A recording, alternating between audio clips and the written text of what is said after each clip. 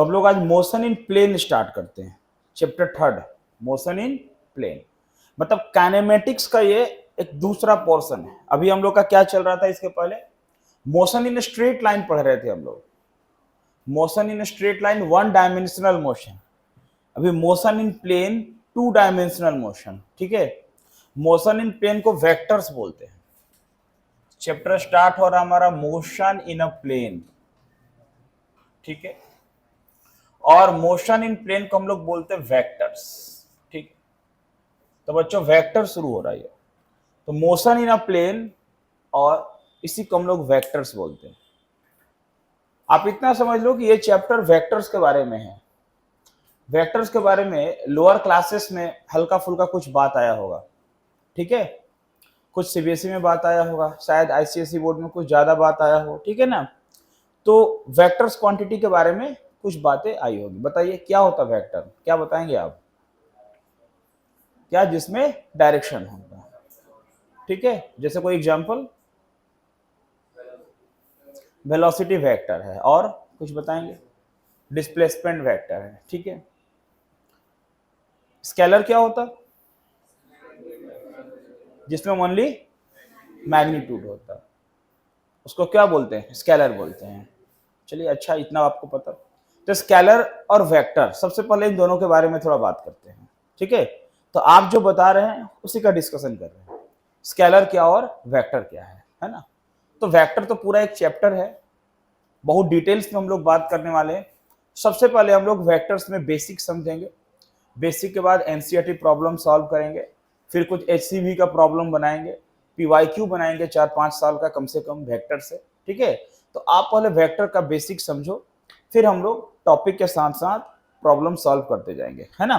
तो देखो, ये बात आप सही बोले कि स्केलर्स का मतलब होता है मैग्नीट्यूड हो, और मैग्नीट्यूड के साथ क्या हो, स्केलर में ओनली क्या हो, मैग्नीट्यूड। और वेक्टर्स का मतलब क्या होता है, मैग्नीट्यूड के साथ डायरेक्शन भी होता है।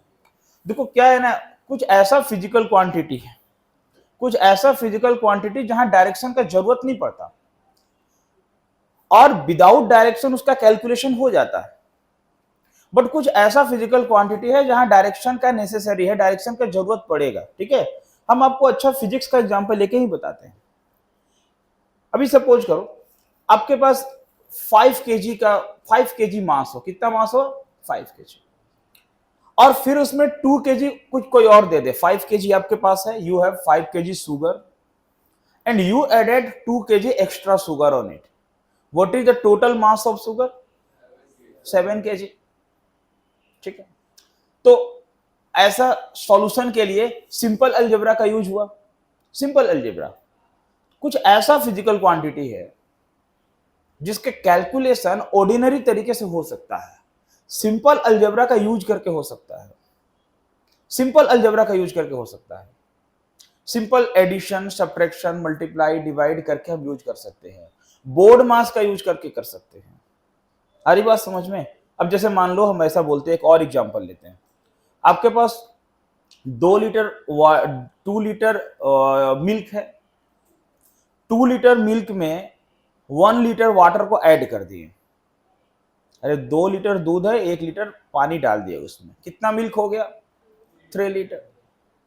This can be done by using simple algebra, not any process, simple algebra से यूज हो गया, कोई और प्रोसेस का जरूरत नहीं है, ठीक है।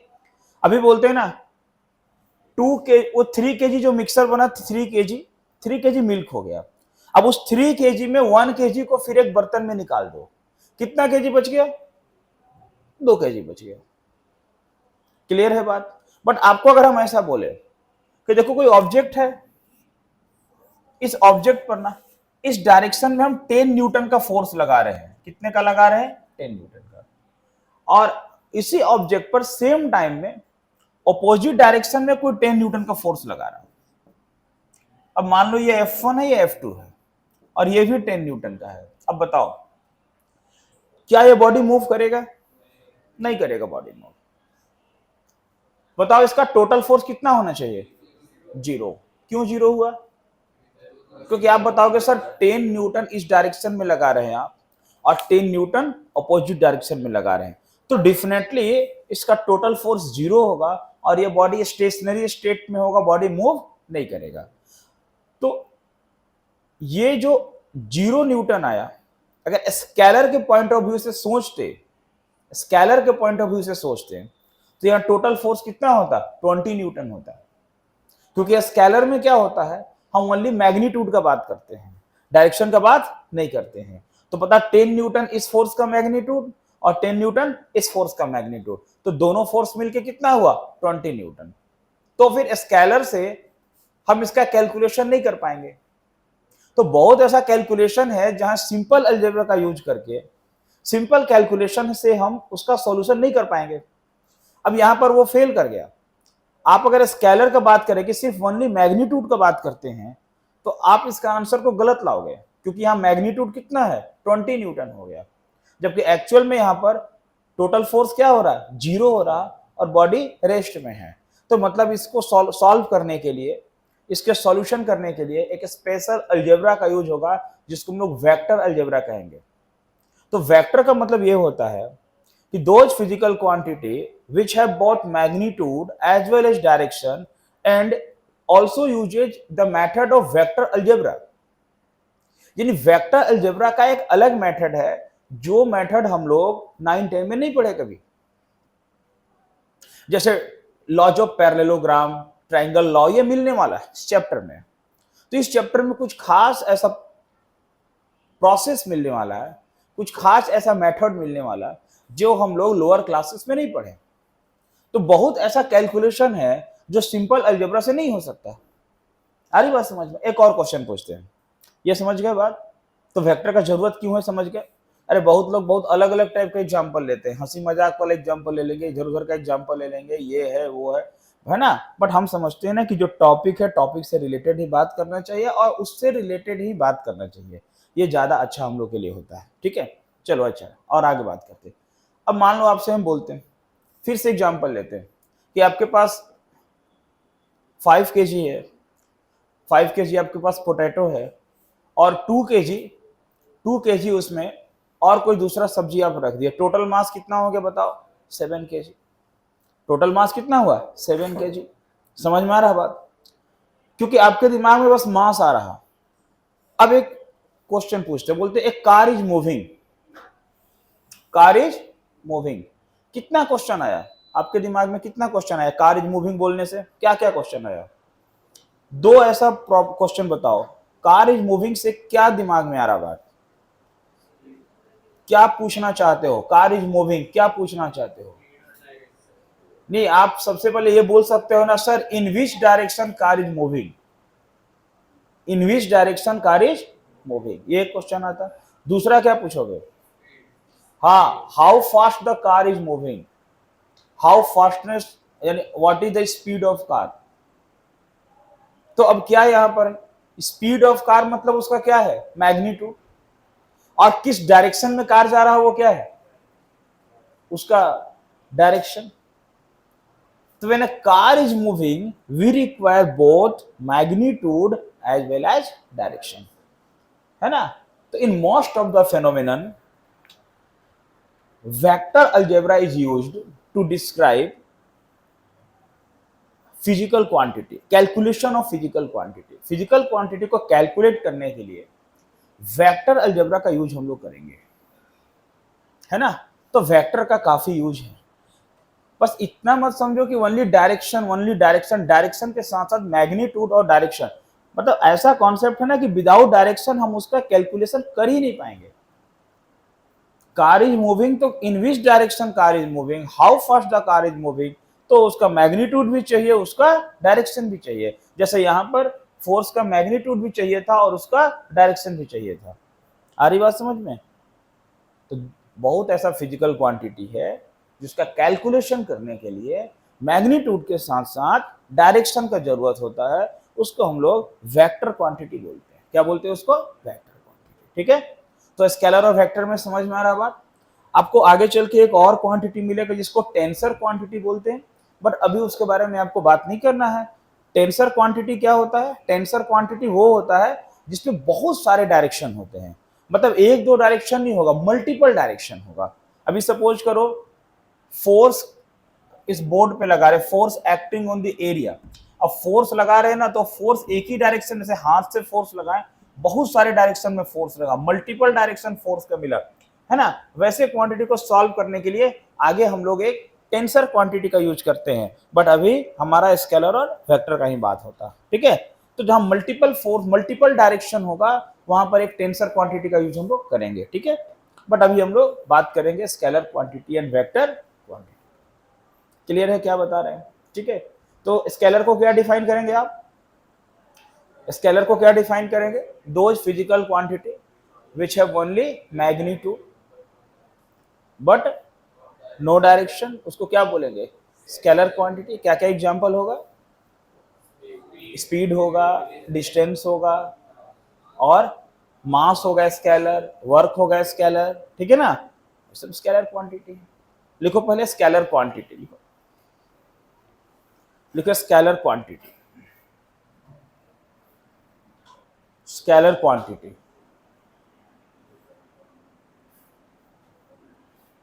Scalar quantity,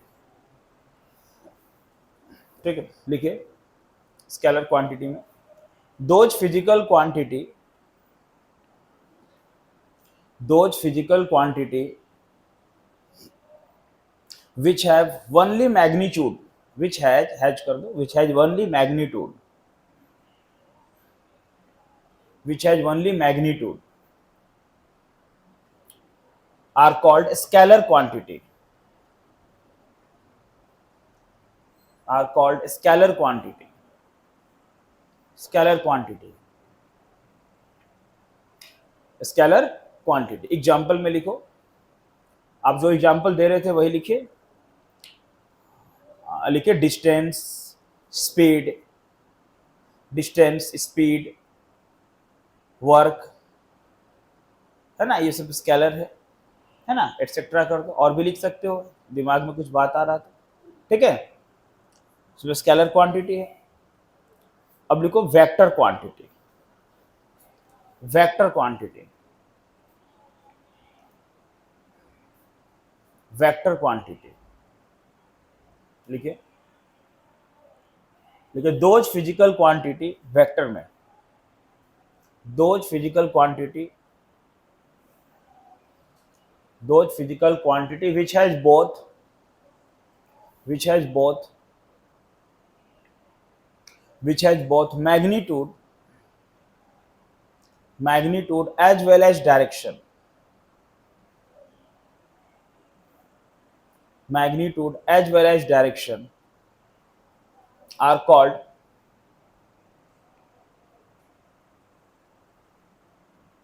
vectors quantity, vector quantity, ठीक है। एग्जाम्पल में लिखो, एग्जाम्पल में लिखो velocity, displacement, velocity, displacement, velocity, acceleration, force,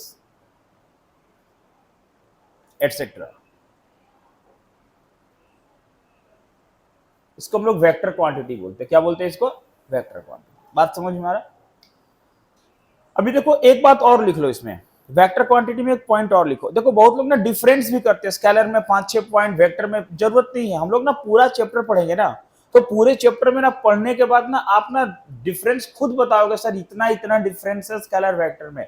अभी लिस्ट बना के क्या करेंगे, वेक्टर के बारे में पढ़ेंगे ना, तो बहुत सारा डिफरेंस मालूम चल जाएगा। एक पॉइंट लिखो वेक्टर में, लिखो it must obey vector laws of addition,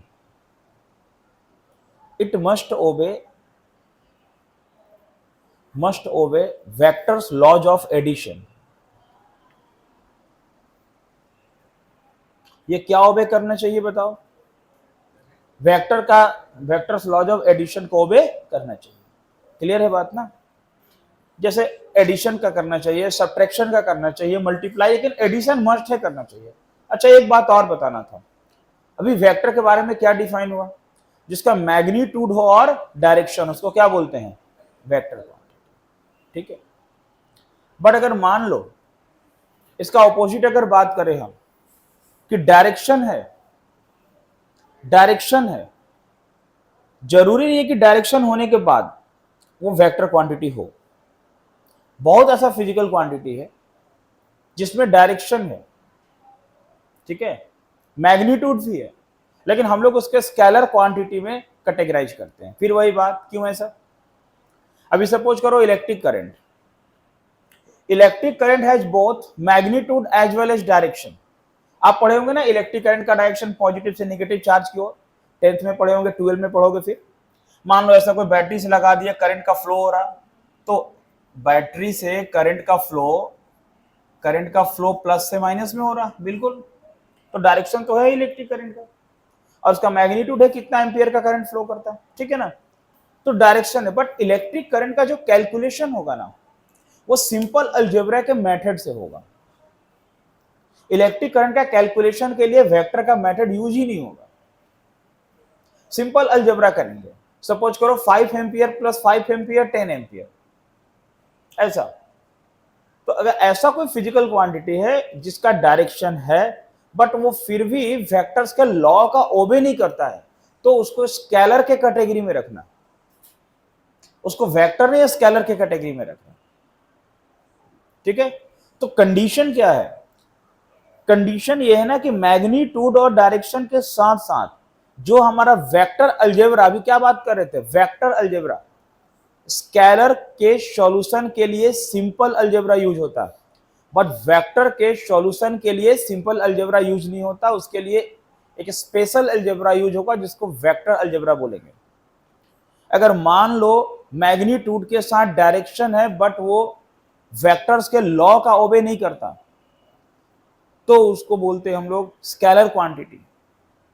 इस पॉइंट को लिखो, पॉइंट देकर के नीचे लिखो, देखो electric current has both, point लिखिए, electric current has both magnitude, electric current has both magnitude as well as direction, magnitude as well as direction, but it is a scalar quantity, but it is a scalar quantity, scalar quantity, because it does not obey, because it does not obey, does not obey any vector laws of addition, ठीक है, any vector laws of addition, any vector laws of addition। समझ में आ रहा है बात? तो क्या समझे आप? मैग्नीट्यूड हो, मैग्नीट्यूड के साथ क्या हो, डायरेक्शन हो, बट अगर वो किसी वेक्टर्स के लॉ का ओबे नहीं करता हो तो क्या बोलेंगे उसको हम लोग? कैसा क्वांटिटी है? Scalar quantity. तो चलो अब स्केलर नहीं, वेक्टर में आते हैं, और याद रखो जहां वेक्टर होगा वहां मैग्नीट्यूड फॉर्म में स्केलर होगा ही, है ना। बट एक एडिशनल बात क्या हो गया, डायरेक्शन, और दूसरा एडिशनल क्या हुआ, मतलब ऐसा नहीं कि वेक्टर क्वांटिटी का मैग्नीट्यूड, वेक्टर का तो मैग्नीट्यूड होगा ही होगा, बट एडिशनल क्या उसमें, डायरेक्शन और साथ में वेक्टर का लॉ। चलो अब सबसे पहले वेक्टर को रिप्रेजेंट कैसे करते हैं, देखिए, representation of vector,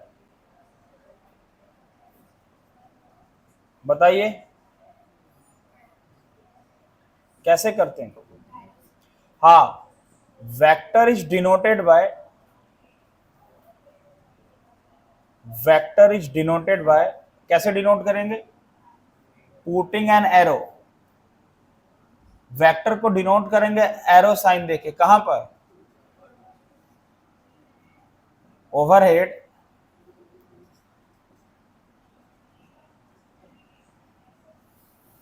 it's symbol, मतलब वेक्टर को हम लोग डिनोट करते हैं एरो साइन देकर के। अभी सपोज करो ए पर वेक्टर हो तो एरो का साइन देना, फोर्स पर वेक्टर हो एरो का साइन देना, एक्सेलरेशन पर देना है ना। सपोज करो एक्स कोई क्वांटिटी वहां देना है, तो वेक्टर को डिनोट करेंगे एरो साइन देकर, ठीक है ना। तो सिंबल पर एरो का साइन देंगे हम लोग, वो एरो का साइन डायरेक्शन को रिप्रेजेंट करता है। देखिए एरो के साइन को, इसको हम लोग हेड बोलते हैं, ये हेड बोलते हैं, जहां ये तीर वाला साइन है हेड बोलेंगे, इसको टेल बोलेंगे, ठीक है, हेड टेल। अब आप बोलेंगे सर हेड टेल का क्या मतलब है? मतलब है ना, जब हम लोग वेक्टर का एडिशन करेंगे तो वेक्टर के एडिशन में क्या मालूम चलेगा, वेक्टर के एडिशन में पता चलेगा कि आपको हेड को टेल के साथ ऐड करना है, इसलिए हेड टेल का बताना जरूरी है ना। तो हेड और टेल ऐसे हम लोग बात करते हैं। और डायरेक्शन का और भी बहुत सारा रोल है, आपको पता हो। अब जैसे मान लो आपके पास ये एक्स एक्स डैश, वाई और वाई डैश, ये कोऑर्डिनेट एक्सिस, क्या कोऑर्डिनेट एक्सिस है? एक्स एक्स डैश और क्या है बताओ, वाई और वाई डैश। ठीक है, अब आप बताइए, अगर बोल दे यहां से कि 30 डिग्री का एंगल बनाता, ये वेक्टर ए है। ठीक है, अब सपोज करो ओ से इस ये डिस्टेंस हम ले लेते हैं 5 सेंटीमीटर, ठीक है, या 5 जो भी डिस्टेंस हो, तो हम क्या बोल सकते हैं इसको कि वेक्टर एज जितना, अगर मान लो हम बोलते हैं 1 2 3 4, 1 2 3 4 5 यूनिट, वो यूनिट कुछ भी हो सकता है जो आप कंसीडर करो, वेक्टर इज 5 यूनिट, है ना, in the direction of 30 degree, direction of 30 degree with positive X axis, positive X axis. देखो ये पॉजिटिव एक्स एक्सिस के साथ 30 डिग्री का एंगल बना रहा। ठीक, अब मान लो हम बोलते हैं यहां ये वेक्टर बी है, सपोज करो यहां से ये जीरो को ले लो, जीरो से 1 2 3 4 5, जीरो से 1 2 3 4 5 लेते 5 यूनिट। मान लो वेक्टर बी के बारे में क्या बोलेंगे, vector B positive X axis के साथ कितना एंगल बनाएगा, vector B is making an angle of, कितना एंगल बना रहा है बताइए, एक्स एक्सिस के साथ कितने का एंगल बना रहा है? अरे ये vector B positive X axis के साथ कितने का एंगल बनाएगा? बोलेंगे सर ये कितना एंगल है बता दीजिए आप, तब बता देंगे, है ना। बताओ ये पूरा एंगल कितने का है, 90, और ये अगर हम बोलते हैं 30 का एंगल है, कितने का एंगल है, 30 का। तो बताइए ये जो वेक्टर बी है वो पॉजिटिव एक्स एक्सिस के साथ कितने का एंगल बनाएगा, 120 डिग्री। क्या बनाएगा, 120 डिग्री, किसके साथ, with positive direction of x axis, वो एक्स एक्सिस के पॉजिटिव डायरेक्शन के साथ 120 का एंगल बनाया, यानी कि पूरा ये 90 हुआ और ये 30, तो यहां से यहां का एंगल कितना हुआ बताओ, कितना, 120 डिग्री। आ रही बात समझ में? यूनिट का मतलब कुछ भी बोल सकते हैं, सेंटीमीटर मीटर, जिसमें हम लोग ऐसा कंसीडर किए हैं। क्लियर है बात? तो ऐसे करके डायरेक्शन बताना हो, क्वाड्रेंट्स में बताना हो डायरेक्शन, ये बता सकते हैं आप। ऐसा डायरेक्शन बता सकते हो, देखो मान लो ईस्ट वेस्ट नॉर्थ साउथ, ठीक है, आपसे कोई बोले ऐसा, अ बॉडी इज मूविंग, सुनना बात यहां पर, a body is moving N angle of 30 degree towards north east, तो भाई नॉर्थ ईस्ट की तरफ जा रहा है एंगल बनाकर 30 डिग्री, और अगर नॉर्थ ईस्ट में जा रहे हैं और एंगल नहीं दिया हुआ, मतलब पूरा 45, पूरा 90, तो एंगल कितने का होगा, 45। ये नॉर्थ और ये ईस्ट, तो ये क्या हो गया, नॉर्थ ईस्ट। ये वेस्ट और नॉर्थ, तो ये क्या हो जाएगा बताना, नॉर्थ वेस्ट। ये नॉर्थ वेस्ट, ये साउथ और वेस्ट, ये क्या हो गया, साउथ वेस्ट। ये साउथ और ईस्ट क्या हुआ, साउथ ईस्ट। अब ये सब 45 का एंगल बना रहा है, ठीक है ना। तो आपको अगर डायरेक्शन दिया जाता है किधर जाना है, तो आप डायरेक्शन का रोल इस तरह से भी फाइंड करेंगे। ऐसा न्यूमेरिकल्स प्रॉब्लम आपसे बनवाएंगे, हम डेफिनेटली बनवाएंगे। बट आज चैप्टर का फर्स्ट क्लास है, तो आज हम लोग को कुछ इंट्रोडक्शन समझना, ठीक है, कुछ ऐसा बात समझना वेक्टर के बारे में। क्लियर है ना? काफी टाइम देंगे वेक्टर में हम आपको। चलिए नोट कीजिए इसको, तो पहले ये डायग्राम बनाओ और बात करते हैं। हो गया होगा, लिखिए, देखिए, vector is multiplied by a real number. एक वेक्टर को रियल नंबर से मल्टीप्लाई करते हैं। ठीक है, vector is multiplied by a real number, ठीक है, वेक्टर को रियल नंबर से मल्टीप्लाई करते हैं। अच्छा, अभी आपको वेक्टर को डिनोट करने का क्या बताया था ना कि एरो साइन से डिनोट करते हैं। तो एक न्यू टेक्निक भी कभी कभी यूज किया जाता है आजकल। वो क्या करता है, देखो क्या करता है उसमें। जैसे वेक्टर है ना, वेक्टर ए है, तभी क्या है ना, वेक्टर का साइन नहीं देगा, और ए को ना क्वेश्चन पेपर में ज्यादा डार्क रहेगा, मतलब ये सब हल्का लेटर से है ना तो वो ज्यादा डार्क कर देगा, ठीक है। अब लिखा हुआ कहीं वेक्टर है, वो लेटर ज्यादा डार्क है, तो आप समझ लो वो वेक्टर क्वांटिटी, ठीक है। ऐसे जनरली हम लोग को ना साइन ही देना वेक्टर का, बिना वेक्टर का साइन दिए नहीं रखना, साइन देना। तो वेक्टर को कैसे डिनोट करेंगे, एरो साइन से। अब क्या बोले, vector is multiplied by a real number. ये मल्टीप्लाइड बाय रियल नंबर का क्या मतलब है, जरा ध्यान देना। मान लो हम बोलते हैं कि let a vector A is represented by, है ना, वेक्टर ए को ऐसे रिप्रेजेंट कर, ये वेक्टर है, ये हमारा वेक्टर है, ठीक है। अब इसको बोलते हैं ना कि इसको मल्टीप्लाई करो 2 से। Now 2 is a real number, multiply करो 2a। अब इस वेक्टर ए को 2 से मल्टीप्लाई करेंगे, क्या मिल जाएगा, 2a। अब देखो कैसे लिखते हैं, ये वेक्टर ए लिखते हैं, और अब जो 2a मिलेगा ना, 2a, जो 2a मिलेगा उसका मैग्नीट्यूड इस वेक्टर के मैग्नीट्यूड से डबल होगा।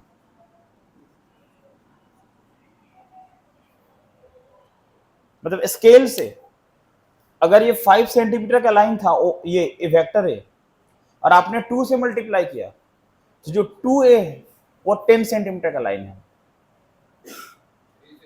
तो 15 सेंटीमीटर 3 टाइम्स, 0.5 से करेंगे तो 0.5 टाइम्स। अरे बात समझ, इसे भी रियल नंबर, ठीक है ना। तो क्या बोल रहे हैं, वेक्टर रियल नंबर में निगेटिव से भी करेंगे मल्टीप्लाई, अभी करते निगेटिव से। देखो क्या बोले, वेक्टर ए अगर ये है, इस लाइन को वेक्टर ए बोलते हैं, मान लो ऐसा, ये अगर 5 सेंटीमीटर का है, आपने 2 से मल्टीप्लाई किया 2a, अब जो 2a नया वेक्टर आने वाला, वो इसका जो लेंथ है, उस लेंथ के मैग्नीट्यूड से इसका मैग्नीट्यूड डबल होगा। अभी क्या बोलते हैं, देखो लिखते हैं, magnitude is 2 times and direction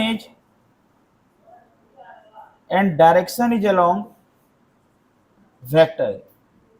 magnitude 2 गुना हुआ, लेकिन डायरेक्शन किधर है, वेक्टर ए के तरफ है। फिर देखो, अब मान लो इस a को ना -2 से मल्टीप्लाई करते हैं, ये हमारा वेक्टर ए, फिर से वेक्टर ए।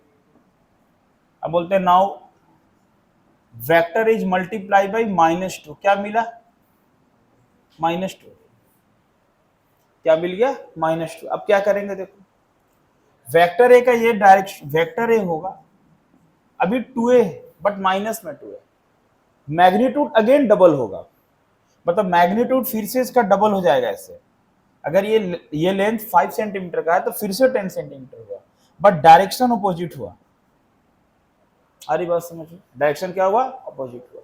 तो क्या बोलते हैं यहां, बताओ क्या बोलेंगे, मैग्नीट्यूड इज 2 टाइम्स, मैग्नीट्यूड क्या है इसका, डबल है, बट डायरेक्शन किधर है बताओ, बट डायरेक्शन इज क्या, अपोजिट ऑफ, किसका अपोजिट है, अपोजिट ऑफ है। मैग्नीट्यूड डबल हो गया, बट डायरेक्शन ए का अपोजिट हुआ।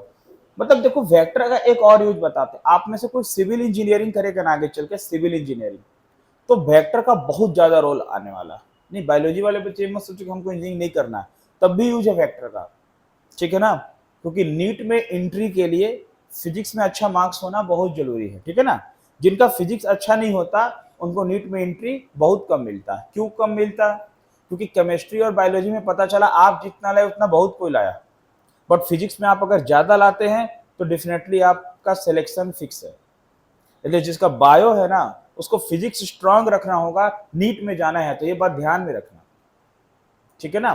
क्योंकि अगर उसका फिजिक्स स्ट्रांग नहीं होगा तो आपका केमिस्ट्री बायोलॉजी जितना आप लाएंगे वैसे बहुत कोई लाने वाला मिलेगा, ठीक है ना, वो मार्क्स इक्विवेलेंट होगा, ये आपको आगे बढ़ाएगा फिजिक्स, ठीक है। तो एक बात ध्यान देना, तो magnitude is 2 times but direction is opposite of. एक और क्या बताते हैं हम, क्या बोलते हैं सिविल इंजीनियरिंग वाले को क्या यूज है, ये घर का मैप बनाना, ठीक है, बहुत कुछ कंस्ट्रक्शन का काम करना, सब तो वेक्टर का ही यूज होगा।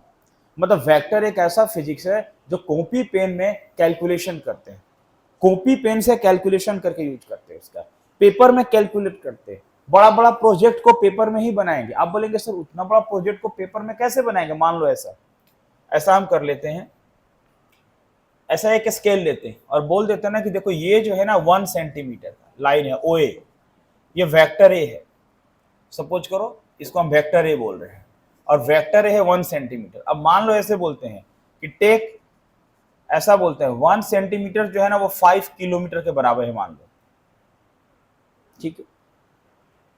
तो भाई 10 सेंटीमीटर बनाना हो तो 2 सेंटीमीटर का लाइन खींच देंगे, क्या दिक्कत है, ऐसा कंसीडर करते हैं, ठीक है। आपका घर इतना बड़ा हो, उसमें कितने कमरे हैं, है ना, कहाँ सीढ़ी करना क्या है, तो जितना बड़ा है उतना बड़ा पेपर में थोड़ी उसका मैप बनेगा, मैप तो छोटा बनेगा। तो वो क्या करते हैं सिविल इंजीनियर, उनके पास स्केल होता, पेंसिल होता, इरेजर होता, उससे क्या करते हैं वो एकदम एक नक्शा बनाते, मैप बनाते, छोटा छोटा मैप बनाते और कंसीडर कर लेते कि चलो इधर जो 1 सेंटीमीटर ईस्ट में गए वो पता चला कि 1 सेंटीमीटर वो इतने मीटर के बराबर है, ठीक है ना, उस डिस्टेंस को इतने फीट के बराबर है, ऐसा कंसीडर करके घर का मैप आपका बना देते, ठीक है। तो डायरेक्शन का बहुत रोल है, तो सिविल इंजीनियर में कंस्ट्रक्शन में रोल है। और बता दें फिजिक्स में most of the quantity vector quantity, force, force के बारे में बहुत सारी बातें करना, vector quantity, power is also vector quantity, है ना, momentum is also vector quantity. 12 में जाएंगे electric field vector quantity, magnetic field vector quantity, ठीक है ना। कभी कभी 12th में बहुत ऐसे बच्चे हैं जिनको वेक्टर में फंस जाते हैं, अगर वो 11 ढंग से वेक्टर नहीं पढ़े तो 12 में फंस जाते हैं। वो 11th क्लास में जितना वेक्टर है इसका ज्यादा यूज 12 में है, फर्स्ट चैप्टर से वेक्टर का यूज आता है। तो आपको ना इस चैप्टर को बहुत अच्छे से समझना और जहां नहीं समझ में वहां पूछना है, इसलिए इस चैप्टर को स्टार्ट हम किए 1 बाय 1 छोटी छोटी बातों को समझाते हुए बता रहे, ठीक है ना। तो क्या बता रहे फिर से समझो, एक वेक्टर को कैसे मल्टीप्लाई करेंगे, रियल नंबर से। जब एक वेक्टर को रियल नंबर से मल्टीप्लाई किए तो जितना मैग्नीट्यूड उसका हो गया, अगर पॉजिटिव वैल्यू से मल्टीप्लाई करते हैं तो उसका डायरेक्शन नहीं बदलता है, लेकिन अगर निगेटिव वैल्यू से मल्टीप्लाई करेंगे तो क्या होगा, उसका डायरेक्शन बदल जाएगा। तो वेक्टर में नेगेटिव साइन क्या शो करेगा, यहां पर ऑपोजिट डायरेक्शन को शो करेगा, क्या करेगा। अभी सपोज करो हम पॉजिटिव एक्स एक्सिस में जाते हैं और उसके ऑपोजिट में नेगेटिव एक्स एक्सिस में जाएं, तो जो नेगेटिव एक्स एक्सिस में जाएंगे उसको नेगेटिव से शो करेंगे और जो पॉजिटिव एक्स एक्सिस में जाएंगे उसको पॉजिटिव से शो करेंगे। आ रहा बात समझ में, है ना। तो वेक्टर फिजिकल क्वांटिटी है जिसमें मैग्नीट्यूड डायरेक्शन का दोनों का रोल है। अब हम लोग पढ़ते हैं कि वेक्टर कितने टाइप्स का होता है। अब बात है ना कि वेक्टर के टाइप्स को ना खींच खींच के बहुत लंबा बना दिया गया, 10-15 टाइप कर दिए। अब वो सारा टाइप का कोई यूज है नहीं, कुछ कुछ टाइप का यूज है, बट पढ़ लेते सारा टाइप। कुछ खास वेक्टर के टाइप का यूज है, जैसे कौन कौन सा आपको एनसीईआरटी में 2-3 वेक्टर का टाइप्स मिलेगा, बट पढ़ना सब है। Position vector, displacement vector, unit vector, modulus of vector, zero vector, ऐसा 4-5 वेक्टर है जिसका यूज बहुत ज्यादा है। फिर भी जितना भी टाइप से हम लोग उसका डिस्कशन करते हैं, लिखिए इसको, फिर टाइप्स ऑफ वेक्टर करते हैं, नोट करिए।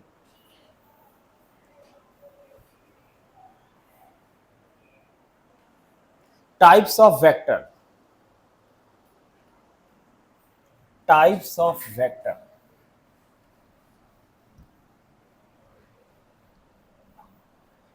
वेक्टर का टाइप क्या क्या है, बहुत सारा टाइप है। नंबर 1 में लिखे इक्वल वेक्टर, इसे नाम से क्या लग रहा है, जो सिंपल सिंपल है उसको थोड़ा जल्दी में कर लेते कंप्लीट। इक्वल वेक्टर, ठीक है, क्या नाम से लगता है बोलो, लिखो इक्वल वेक्टर में लिखो टू और मोर वेक्टर्स, टू और more vectors two or more vectors having equal magnitude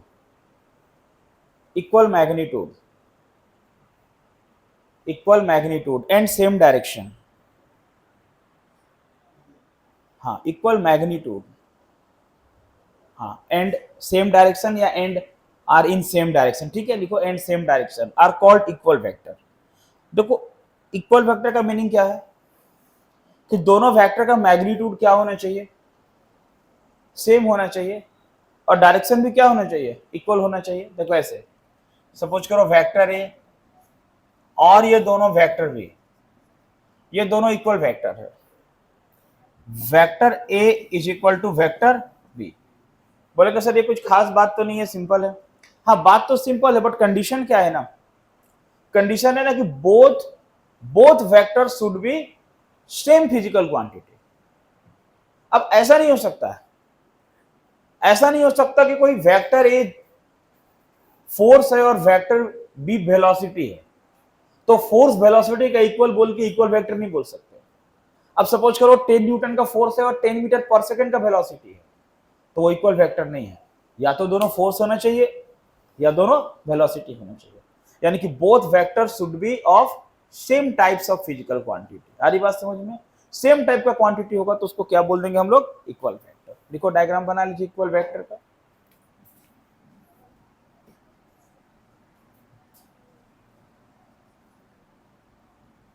unequal vector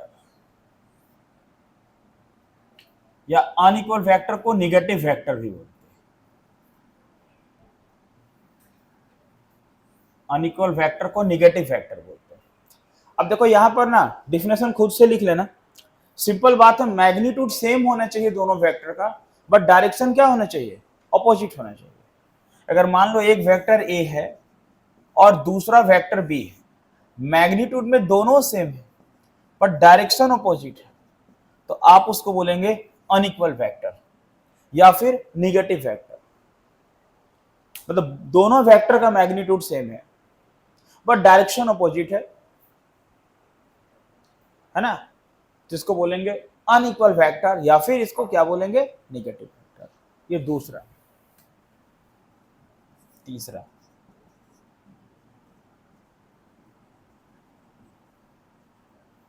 collinear vector. Collinear vector, collinear vector, ठीक है।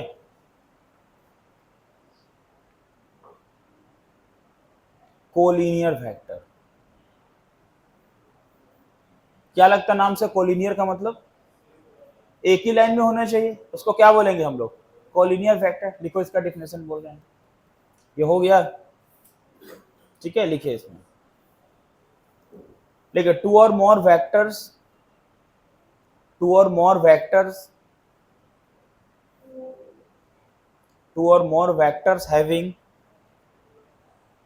टू और मोर वेक्टर्स हैविंग इक्वल और unequal magnitude, having equal or unequal magnitude, equal or unequal magnitude, but they are in the same direction, but they are in the same direction, same direction are called collinear vector. Collinear vector मतलब क्या हुआ, दो हो या दो से ज्यादा vector हो, सबका मैग्नीट्यूड क्या हो, क्या मैग्नीट्यूड, इक्वल या अनइक्वल हो सकता है, बट सेम डायरेक्शन में हो, डायरेक्शन सबका क्या हो, सेम हो, तो क्या बोलेंगे उसको हम लोग, कोलिनियर वेक्टर। जैसे देखो ऐसे मान लो ये वेक्टर ए, बोलते इधर गया वेक्टर बी, ये गया वेक्टर सी, ये गया वेक्टर डी, ये सबका डायरेक्शन से, ये सब कोलिनियर वेक्टर है, ठीक है ना। पैरेलल भी हो सकता है बिल्कुल, अगर दो वेक्टर एकदम पैरेलल है तो एंगल 0 डिग्री का होगा, बात करेंगे आगे एंगल का, लेकिन अभी देखो ये इसको कोलिनियर वेक्टर बोलेंगे, सेम डायरेक्शन में। ठीक है। इसका एक एग्जांपल दे दें। मान लो आप लोग सबको एक लाइन में खड़ा कर दिया और बोले ना कि एक रेस लगाना 100 मीटर का, दौड़ना है, 1 2 3 बोलेंगे, दौड़ जाना। सब लोग दौड़ना स्टार्ट कर दिए। अब सबको एक ही डायरेक्शन जाना। अब कोई पतला है तो बहुत तेजी में आगे चला गया, कोई मोटा तो धीरे धीरे जा रहा है। आ रहा बात समझ में? किसी का स्पीड ज्यादा, किसी का स्पीड कम है। कोई बहुत आगे चला गया, कोई धीरे धीरे जाता। तो क्या हुआ, मैग्नीट्यूड सबका डिफरेंट डिफरेंट है, बट डायरेक्शन सबका क्या है, सेम है। सब लोग जा रहे हैं किधर, एक ही तरफ जा रहे हैं। तो क्या बोलेंगे इसको, कोलिनियर वेक्टर। क्या बोलेंगे, कोलिनियर वेक्टर। लिखो नेक्स्ट 4 नंबर,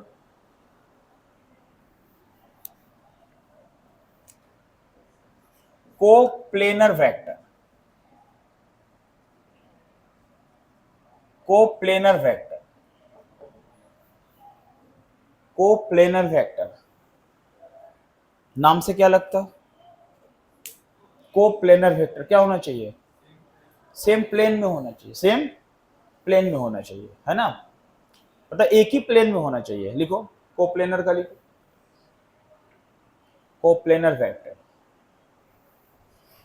टू और मोर वेक्टर्स, टू और मोर वेक्टर्स, टू और मोर वेक्टर्स हैविंग, टू और मोर वेक्टर्स हैविंग इक्वल और अनइक्वल मैग्नीट्यूड, इक्वल और unequal magnitude and direction, equal और unequal magnitude and direction, magnitude and direction, but magnitude and direction लिखे, but they are in the same plane, but they are in the same plane, same plane, same plane. It's called coplanar vector, it's called coplanar vector. देखो ऐसे, मान लो एक plane है, ये बहुत सारा vector है। देखो ऐसे, सबका मैग्नीट्यूड अलग अलग है, डायरेक्शन अलग अलग, बट है सब एक ही प्लेन में। जिसको हम लोग बोलते हैं कोप्लेनर वेक्टर्स। आपको कुछ एग्जांपल समझ में आ रहा है ऐसे, ये डायग्राम बना लो, कुछ एग्जांपल समझ में आ रहा है तो बताओ क्या। मान लो एक फुटबॉल ग्राउंड हो, एक ग्राउंड हो जिसमें फुटबॉल मैच हो रहा हो। फुटबॉल ग्राउंड के अंदर कितने लोग होंगे, लगभग 11 11 22 11 11 22 प्लेयर होंगे, लगभग 22 23 जन सब लेके होंगे। अब जिधर जिधर फुटबॉल जाएगा सब जाएंगे, सबका मैग्नीट्यूड क्या है, अलग अलग, सबका डायरेक्शन क्या है, अलग अलग, लेकिन सब लोग है कहाँ पर, एक ही ग्राउंड के अंदर है, एक ही प्लेन में है। तो इसको क्या बोल देंगे हम, को प्लेनर वेक्टर। क्या बोल देंगे उसको, को प्लेनर वेक्टर। क्लियर है ना। 5 नंबर, को टर्मिनस वेक्टर, को terminus vector.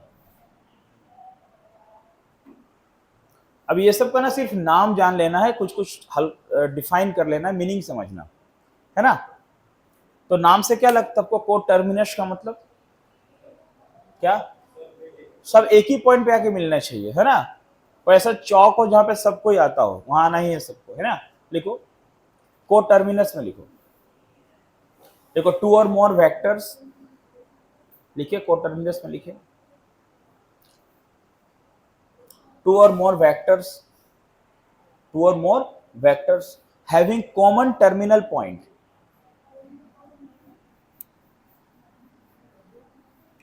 having common terminal point, common terminal point are called coterminous vector, coterminous vector। देखो कॉमन टर्मिनल पॉइंट का मतलब देखो एक ही पॉइंट यहां आएगा, जे यहां जाएगा, यहां एक ही प्लेस में सब लोग आ रहे हैं। मान लो vector A, vector B, vector C, vector D, सब लोग एक ही प्लेस में आ रहे हैं। इसको बोलते हैं को टर्मिनस वेक्टर। क्या बोलते हैं इसको, को टर्मिनस वेक्टर। फिर लिखना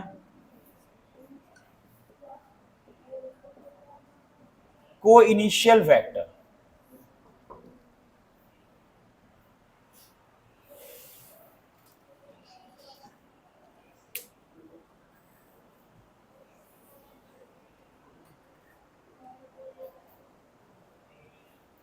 को इनिशियल वेक्टर, ठीक है।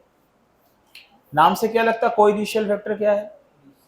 जिसका एक ही पॉइंट से इनिशियल होता हो, एक ही पॉइंट से निकलता हो, है ना। लिखिए, को इनिशियल में लिखो, टू और more vectors, two or more vectors having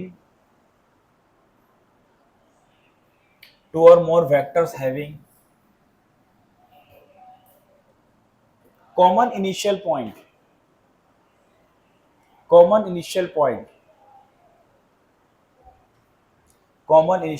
point are called co-initial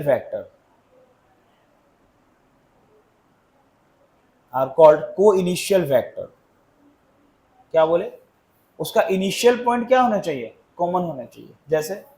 जैसे मान लो ऐसे, अभी ओरिजिन ओ से ही सारा वेक्टर बाहर जा रहा है, ऐसे एक ही पॉइंट से बहुत सारा वेक्टर जा रहा है, ऐसा प्रॉब्लम मिलेगा आपको। नंबर ऑफ वेक्टर एक ही पॉइंट से बाहर जाएगा, इसको बोलेंगे को इनिशियल वेक्टर। सबका इनिशियल पॉइंट सेम है। बना लो डायग्राम।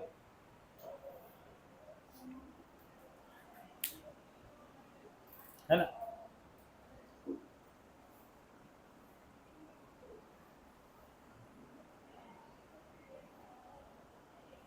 देखो ऐसे ना, ऐसे छोटा मोटा और भी टाइप्स है, ठीक है। जैसे कुछ लोग बोलते हैं फ्री वेक्टर, बोलते हैं fixed vector, polar vector, non polar vector, localised vector. But ये सब का यूज नहीं है कुछ ऐसा, ऐसे जस्ट डिफिनेशन है जैसे बता रहे हैं। जो वेक्टर का मेन टाइप है वो क्या क्या है सुनो, उसका जानना बहुत जरूरी है। वो क्या क्या यूज है? वेक्टर का मेन टाइप तुम्हारा हो गया पोजीशन वेक्टर, डिस्प्लेसमेंट वेक्टर, और एक टाइप है यूनिट वेक्टर, जो मोस्ट इंपॉर्टेंट टाइप है यूनिट वेक्टर। पूरा यूनिट वेक्टर ना आपको ना 45 मिनट्स पढ़ाएंगे कम से कम यूनिट वेक्टर, तो आज का क्लास में वो नहीं हो पाएगा, लेकिन यूनिट वेक्टर बहुत इंपॉर्टेंट टाइप है यूनिट वेक्टर, ठीक है। फिर ये modulus of vector, zero vector, ऐसा करके 4-5 जो टाइप है वो बहुत इंपॉर्टेंट टाइप है, ठीक है। तो एक दो टाइप अभी और बात करते हैं। लिखो position vector, position vector,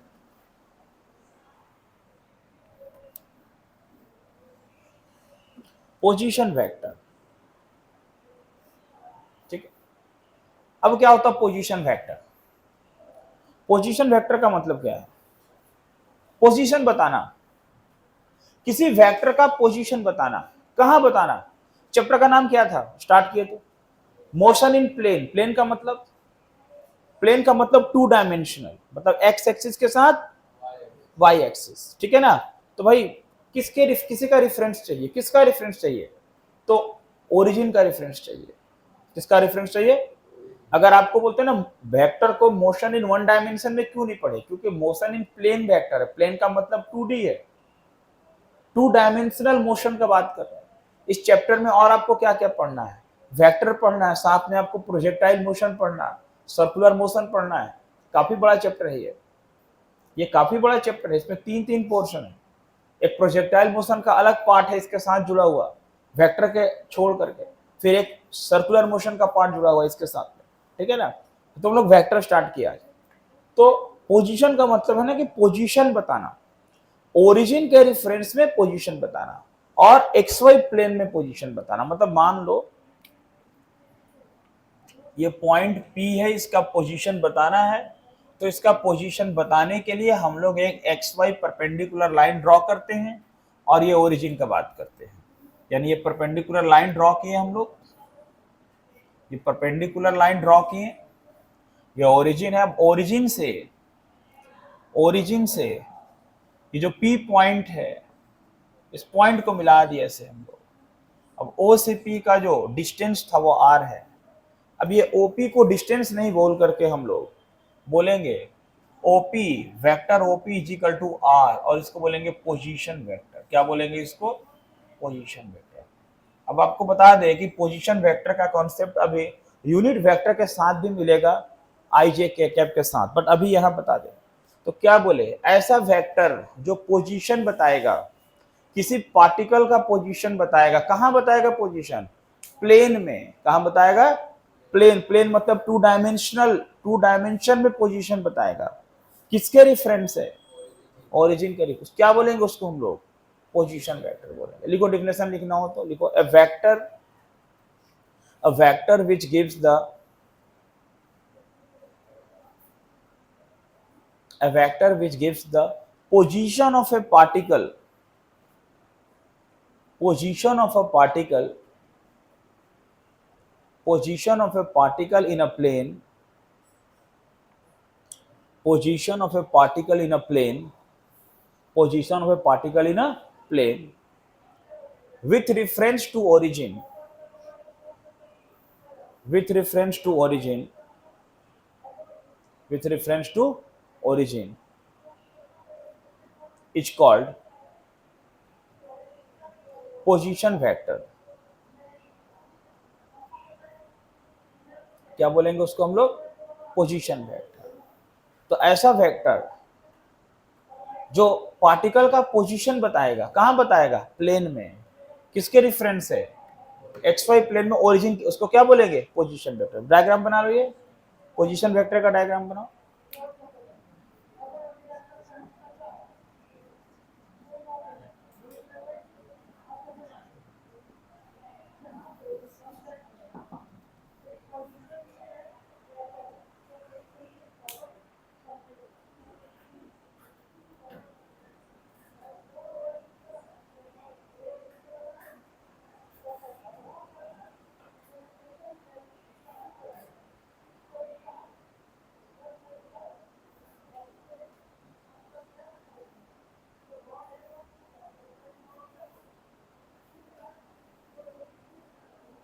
displacement vector, next displacement vector.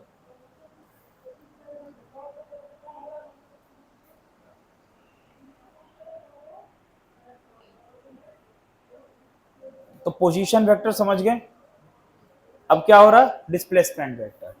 अब देखो डिस्प्लेसमेंट वेक्टर का क्या मतलब है। अब मान लो जो पार्टिकल अभी प्लेन में था वो पार्टिकल अपना पोजीशन बदल रहा, ठीक है ना, वो पार्टिकल अपना पोजीशन बदल रहा, और वो 3D में भी हो सकता है, ये जरूरी नहीं कि 2D में ही हो, 3D में भी हो सकता है। अभी बात करते वेक्टर 2D 3D दोनों में अप्लाई होगा। देखिए अब बोलते हैं एक्स वाई, अब इस एक्स वाई प्लेन में मान लो यहां पर ध्यान देना, ठीक है ना, अभी सपोज करो पार्टिकल P है, P पॉइंट पर ओरिजिन से, और उसका पोजीशन वेक्टर है r1। क्या है पोजीशन वेक्टर, r1। हरी बात समझ, अभी ये पार्टिकल P से Q चला था, P से Q चला था, अब ये P पॉइंट से Q पॉइंट आया, इसका पोजीशन वेक्टर r2। देखो ओरिजिन से जो लाइन ड्रॉ करेंगे वो सब पोजीशन वेक्टर बताएगा, वो क्या बताएगा, पोजीशन वेक्टर। तो अभी देखो यहां से OP जो है ना, OP r1 वो हमारा पोजीशन वेक्टर है, OQ वो हमारा r2 वो भी हमारा पोजीशन वेक्टर है। आ रहा बात समझ में, ठीक है। अब हम बोलते हैं ना कि P से Q गया, P से Q गया, इस डिस्टेंस को बोलते हैं डेल्टा r।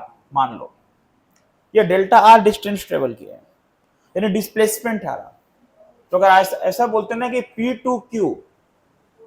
टू Q जाएंगे तो डेल्टा r हो गया डिस्प्लेसमेंट वेक्टर। क्या हुआ, डिस्प्लेसमेंट वेक्टर। अब आपको बता दें डिस्प्लेसमेंट वेक्टर का मीनिंग हो गया delta r is equal to r2 minus r1, r2 minus r1। अब आप बोलोगे सर ऐसा क्या बता दिया r2 माइनस r1, तो आपको अभी हम इतना बता सकते हैं कि देखो फाइनल पोजीशन में इनिशियल को माइनस किए, r2 में r1 माइनस किए, ठीक है। आप बोलोगे ये फाइनल में इनिशियल जो माइनस किए कोई किसी रूल्स के तहत आता क्या, बिल्कुल, उस रूल का नाम है triangle laws of vector addition. अभी ट्रायंगल लॉ जब पढ़ेंगे तो ये बात समझ में आ रहा है कि वो r2 माइनस r1 में r2 में r1 माइनस क्यों हुआ, ये हम लोग रूल पढ़ेंगे। एक पढ़ने वाले हैं एडिशन, वेक्टर का एडिशन स्टार्ट करेंगे। देखो वेक्टर का टाइप खत्म होगा, सुनो अच्छे से, वेक्टर का टाइप खत्म होगा तो वेक्टर का एडिशन स्टार्ट करेंगे। जब एडिशन स्टार्ट करेंगे तो एडिशन में रूल मिलेगा ट्रायंगल लॉ, वहां से हम लोग बात करेंगे, फिर पता चलेगा ये माइनस क्यों। अभी आप क्या समझो कि आपका पोजीशन किधर से था, P से Q था, तो आपका डिस्प्लेसमेंट वेक्टर जो है P से Q, ये क्या करेंगे, R2 में किसको माइनस करेंगे, R1। यानी पार्टिकल का मूवमेंट कहां से कहां था, P टू Q। अगर ऐसा उल्टा बोल देते हैं, हम बोल देते हैं पार्टिकल मूव्स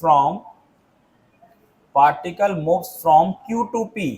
अगर पार्टिकल Q से P जाता तो ना डिस्प्लेसमेंट वेक्टर ना हम ऐसे लिख देते हैं, delta R is equal to बोल देते हैं R1 माइनस R2।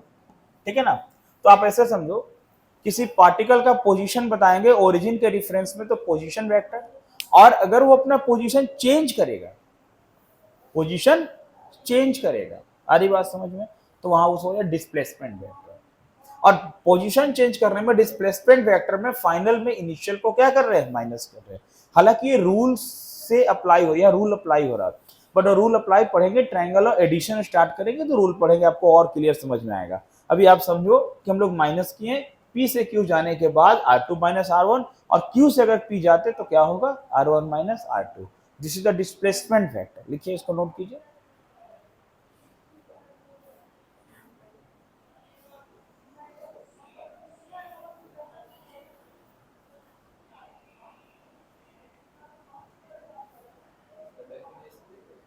अच्छा, डिफिनेशन नहीं बोले क्या, लिख लो डिफिनेशन, लिख लो डिस्प्लेसमेंट वेक्टर का डिफिनेशन लिखो।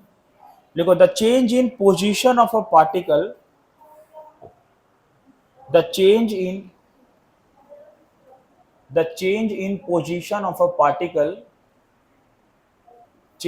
position of a particle in a plane with reference to origin